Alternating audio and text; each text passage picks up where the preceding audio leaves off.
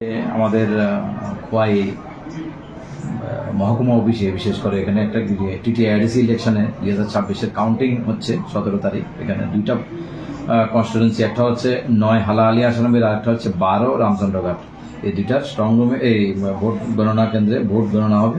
এই উপলক্ষে খোয়াই মহকুমা পুলিশ প্রশাসন যান চলাচলের উপরে কিছু নিয়ন্ত্রণ আরোপ করেছে। তার মধ্যে হচ্ছে অফিস টিলা খোয়াই ডিএম অফিস থেকে জাম্বুরা রোড বন্ধ থাকবে। চাম্পাওয়ার চৌমনি ট্রাফিক পয়েন্ট থেকে জাম্বুরা যান চলাচল নিয়ন্ত্রণ করা হবে।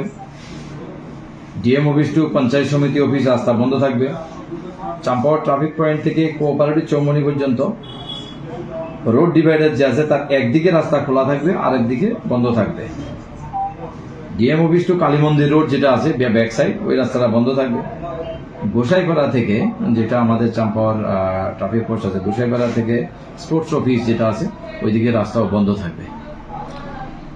আপনাদের সব মিলিয়ে ব্যবস্থা কিরকম?